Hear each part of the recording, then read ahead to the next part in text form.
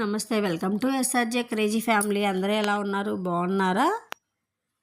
ఇది వచ్చేసి కంటిన్యూషన్ వ్లాగేనండి. ఈ బెల్లం అయితే కొట్టేసి అలా పెట్టేసుకున్నాం అనమాట. కొంచెం వాటర్ పోసి పక్కన పెట్టామండి.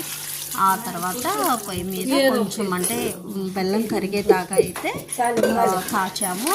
అప్పుడు ఏమవుతుంది, లిక్విడ్ అంటే బెల్లం వాటర్ లాగా వస్తుంది కదండి, మనం కుడుములు చేయడానికి ఈజీగా ఉంటుంది అన్నట్లు. ఇక్కడ కుడుములు చేసిన వాళ్ళు అంటే మా అత్తయ్య వాళ్ళు తెలిసిన వాళ్ళు ఉన్నారండి. కాకపోతే వాళ్ళు వీడియో అయితే తీయొద్దన్నారు, అందుకని వాళ్ళు కనిపించకుండా అయితే తీశారనమాట.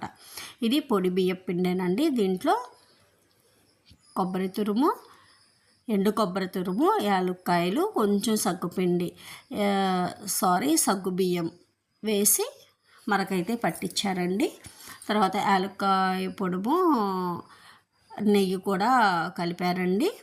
మళ్ళీ చేతికి నెయ్యి రాసుకుంటూ ఇలా కుడుములు అయితే ప్రిపేర్ చేశారండి. సరదాగా కబుర్లు చెప్పుకుంటూ పల్లెటూరులో ఏముందండి, ఎక్కడైనా అలానే ఉంటుంది.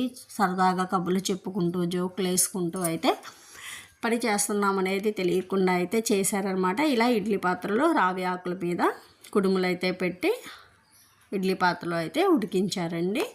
చాలా టేస్టీగా పర్ఫెక్ట్గా వచ్చిందండి. బెల్లం కూడా కరెక్ట్గా సరిపోయిందనమాట. చాలా టేస్టీగా ఉంది. నేను అదైతే వీడియో తీయలేకపోయాను.